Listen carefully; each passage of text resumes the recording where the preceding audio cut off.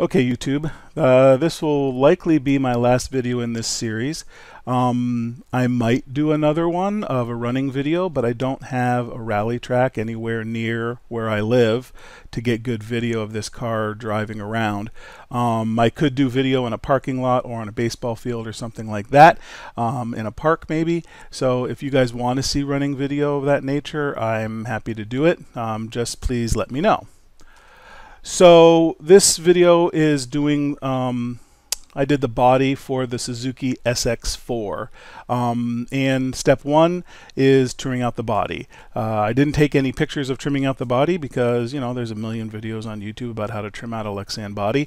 I will say that if you're to drill the holes, it's much better to do it while it's clear. So I prefer to drill my holes out and then tape it. So after I trim the body, set the body on, mark the holes, drill the holes. There are little divots depending upon how you've got your mount set up and how you've got what kind of an antenna system you're using. Mine's an antenna-less system, so I didn't have to drill that hole.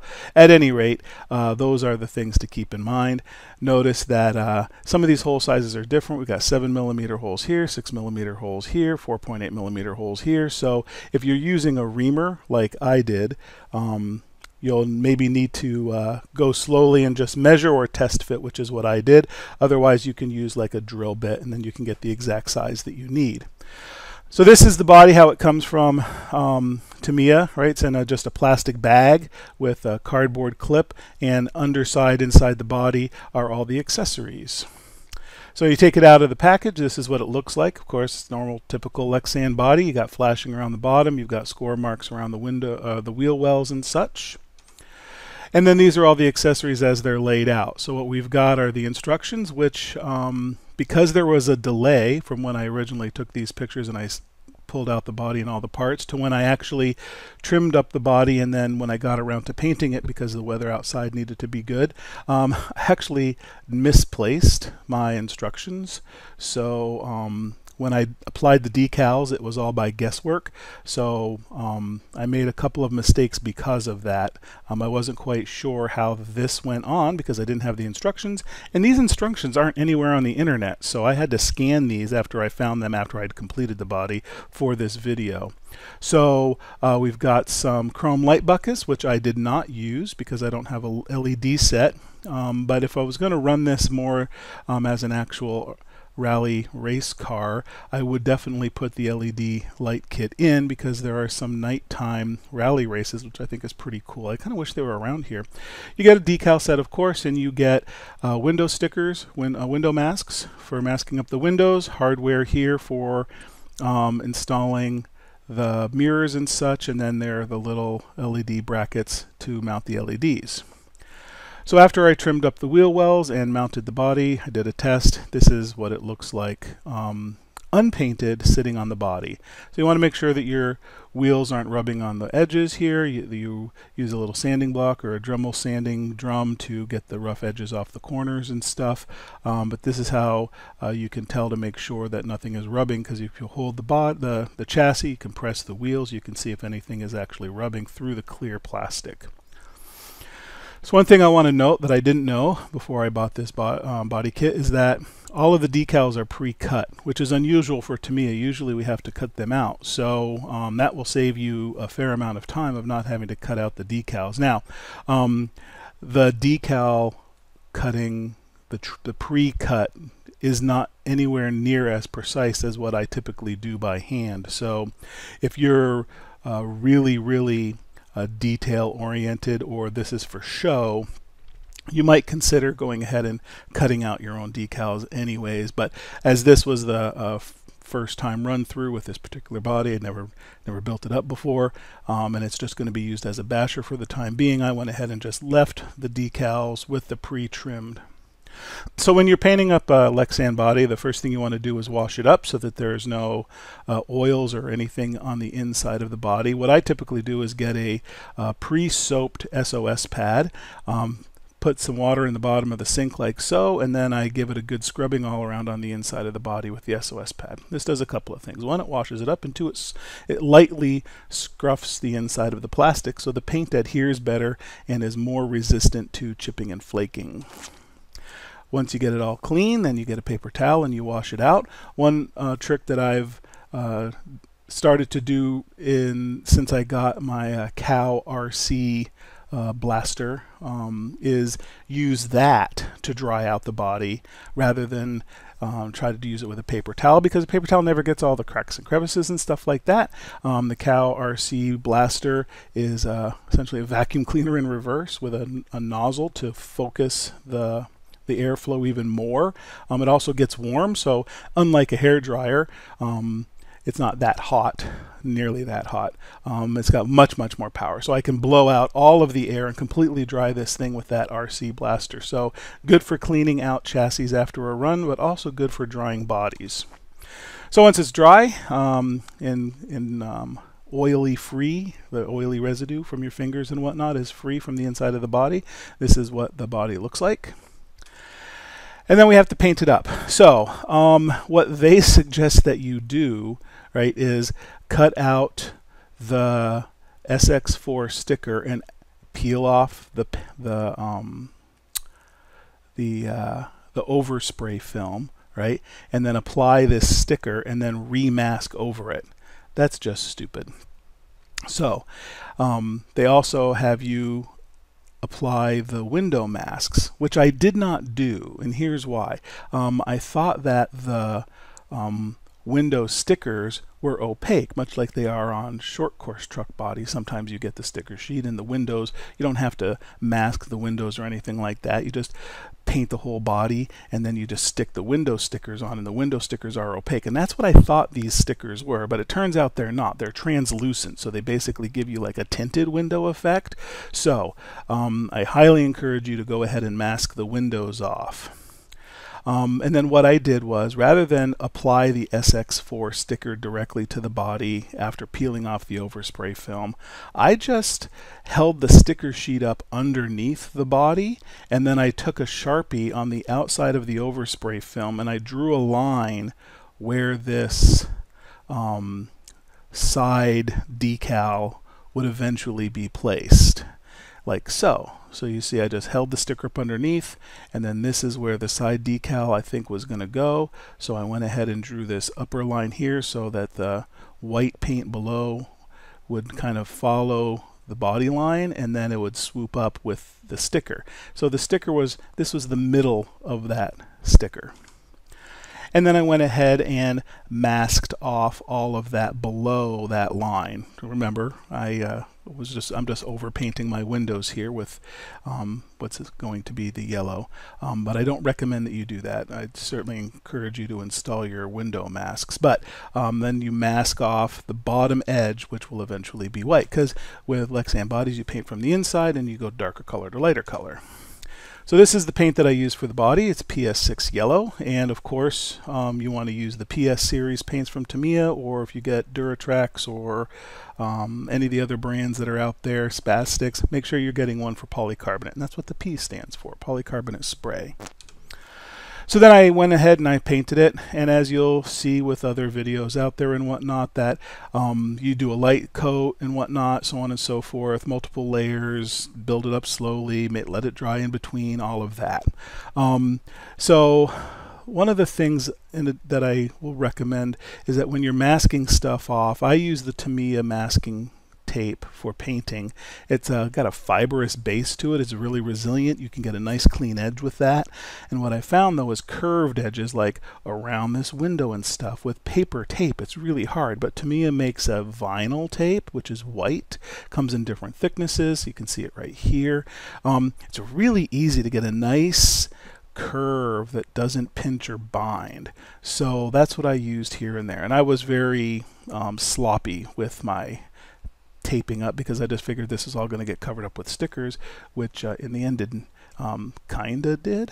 At any rate, so this is what it looks like after I peel all the masking tape off. So you can see all of this that's been taped is now clear so that I can lay down the white. which is what I did here. So again, just like with other colors and whatnot, you lay down a light dusting and then you reaffix your masking if there is any. In this particular case, I was done with the masking tape, but you should have window masks here. So you want to run your thumb over the edges. You can use a hair dryer to accelerate the drying process, but build it up with slow layers. And then after I did a bunch of layers, this is what it looks like. So we've got a nice, as dense of a white as I can get. They do make backing paint. Tamiya doesn't, but Duratrax does. They make a black and a white backer paint, which is even more opaque than the standard PS paints. I frequently will use that, although I did not on this body, because again, I was kind of just building this body up as a basher body, not anything that I was going super detailed or refined on my build. So when you flip it over, even though it was still semi-translucent when it was flipped upside down, when you flip it over, the darkness on the inside then creates it more opaque. So this is what it looks like before I remove the masking tape, or remove the overspray film, and then this is what it looks like after I remove the overspray film. So it's from here, this place, that you should have clear windows if you're going to paint this body up. So you should have clear windows at this point, because you pull off the masking from the inside. Turn it around, you can see. And then step 3 is applying the decals. Now, I still, at this point, could not find my instruction sheet, and I searched the web over and I could not find a scan of the instruction sheets. So I kind of had to go off of pictures, you know, on Google Images, on the Tamiya webpage, and not everybody builds their car strictly to spec. So I did my best with my stickers, but this is how you should go. And if you don't know it, Tamiya has you apply the decals in a specific order. So the number of the decal is the order in which it's supposed to be applied. I would say they're mostly accurate. Sometimes you'd want to overlap one on top of something else, and those number orders are supposed to facilitate that. Also, because there are two drivers for this car, you have to decide, do you want to go with number 11 or number 12, right? So 11 is Gardmeister and 12 is I forget who, but the other driver's name. And you put the numbers, make sure that they're all matching around the car, right? And make sure that the name matches the number, because if you're trying to build this up to be realistic, you don't want the wrong number on the driver's incorrect driver. And then this is what the decals look like front and back. Now, the rear fin, right? You're supposed to paint it TS16 yellow, but it's already molded in yellow plastic, so I didn't bother to paint it. The other thing I also didn't bother to do is paint the semi-gloss black on the rear wing. I used a paint pen instead. So it was a bit of a rough and dirty job, but it turned out pretty okay. We'll get some pictures here at the end. So then applying the hardware, right, we've got the mirrors, and you paint those semi-gloss black, which I did, and they lasted all of one run, because as soon as you roll it, the mirrors get scratched. So you might consider dyeing these, right, with RIT dye. Get some RIT black dye and then dye these mirrors black rather than paint them, or dye them black and then paint them. I'm not sure, but it doesn't take but one flip and the mirrors get all scuffed and the yellow shines through. Then you've got your hood scoop and your rear fin. It took me a little bit, because I, again, did not have the instructions, to figure out exactly how these spacers worked to ensure that the rear fin was square and horizontal. But as you can see with the instructions, it's really not a big deal at all. So this is that hole reamer, right? This is the hole reamer that I use. It's a Duratrax hole reamer. There's lots of different kinds out there. I'd encourage you to get one if you haven't got one already, to get one, and two, get one that has scribed measure notches on the side of the tool. This one is just totally straight, and I never know how big that hole is going to be. But if you get one that has a scribed notch, that will tell you these are the number of millimeters this hole is going to be as it goes up the tool. So, little tip from me to you. So here is the roof scoop and the spacer that goes underneath, of course the hardware bag. You want to go ahead and remount your hole, making sure you've got the right size, and then you lay down the roof scoop. You notice the front one is larger than the back because these go through the plastic, don't sit on the plastic. And then on the underside, there are two different size screws that you use to hold the spacer, which keeps the roof scoop affixed. Now, I've flipped this car a number of times, and although the front edge has gotten a little bit scuffed up, it really doesn't take nearly as much damage as I expected it to. It doesn't fill up with dirt, really. I've gotten a couple of blades of grass caught underneath the edge here where it meets the body shell, but pretty much other than that, that's about all that I've seen happen. So this is what it looks like completed. So as you can see, right, the windows look a little weird because this is that translucent smoke tinted window decal over top of this yellow paint. If I had done this properly and used the window masks, you wouldn't be able to see in perfectly clearly, but you would be able to see in just a little bit.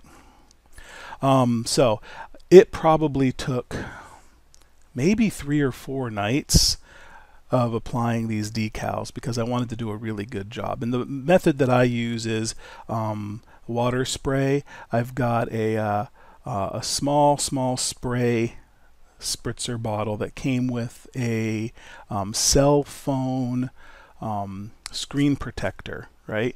And it came pre-filled with water and one little drop of dish soap or whatever. You shake the bottle and you give it a couple little spritz, and it's a super fine mist, and that's called the water glide method, I think, of applying decals, where you spray the surface and then you lay the decal on top, and then you can adjust this because it floats on the water.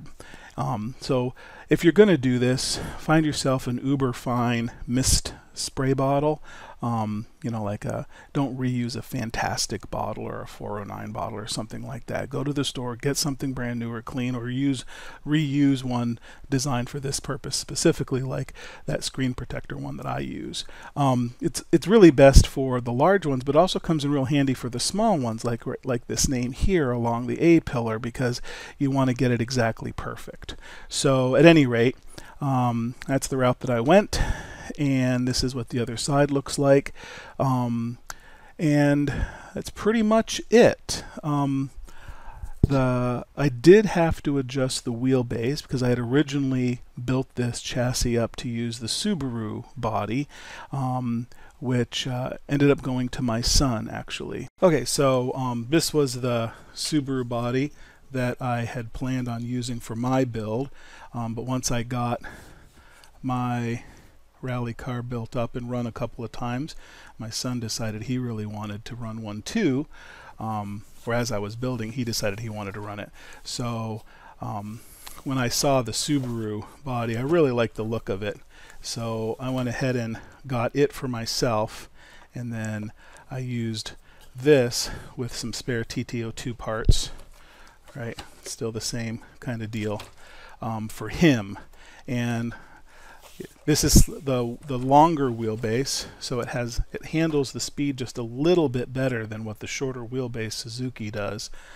It doesn't seem to really have any difference in handling from the body perspective, but this is what, let's see if I can get it here. Back it up just a little bit maybe. Alright, so this is the Subaru body, and I tell you, running these two together is pretty cool looking. They definitely are enjoyable. Okay, so this is not a numbered step, but it's an optional step if you plan on installing the LED, which of course doesn't come with the kit. So you'd have to use the masks that come with the masking kit, right? So in the body you've got your window mask, but there are also light bucket masks that you'd apply to the light bucket area so that the plastic is clear, and then these tape into the body from behind, and the LEDs then run through. So they've got LEDs for both the front and the rear, and they tell you the exact size LED that you need. So you'd want, you know, a yellow 3, a white 5, and I think this is a red 5 and yellow 3s. So you would need 6 yellow 3s, a white 5, and a red 5, and then you'll need the light controller and stuff. So kind of torn about the light controller, because if this is a rally car, it's going to be run in the muck and the mud and the wet, and that's going to get all splashed up, and these LED controllers are not waterproof, so then we're going to have to come up with some kind of, maybe stick them in a balloon or something, and they get glued to the underside, probably up into the roof of the car. But then if you do that, if you've got a driver kit in there as well, I don't know, there's not any room inside the chassis to stash an LED controller, and certainly there's not enough room to stash both if you go with the TLU1 and the TLU2 or whatever the number is, to give you control of the lights from your transmitter. So yeah, I'm still torn about the light kit concept. I kind of like the idea, but there's not a ton of space for it in the chassis. Especially if you're going to go for the uber realistic look, which the light's kind of going for. You can't put them inside the body because you'd have a driver figure. So at any rate, that is the end of my video, the end of my series for this, unless you guys do want to see some run video of this. I might do a follow-up because I have made one change. I found the 13.5 motor to be overpowered for this chassis, particularly in the short wheelbase. My son's car has a super stock TZ motor in it, which runs about the same as the 13.5, but his longer wheelbase seems to handle it just a little bit better, but I still think it's a little overpowered. I think if I were going to do the drivetrain all over again, I probably would stick brushed to allow it to get wet and stuff and not worry, and I probably would go with like a Tamiya dirt tuned motor, which is a 25 turn brushed motor, slightly tuned, so it's better than like a torque tune or a sport tuned or something, but it's I think the power is more aligned with scale performance for the car. So I did drop the motor down from a 21.5 to a 17.5. Sorry, the other way around, from a 13.5 to a 21.5. So I haven't run it on it yet, so maybe I'll give it a run on that and then compare it to my son's car with the TZ motor, if that's something you guys would like to see. If it is, leave a note, and I'll get to it as quickly as I can. I appreciate you watching. Leaving the likes on the videos through lets me know that these are worth doing and that people find value in them. So thank you for watching, and I'll see you in the forums.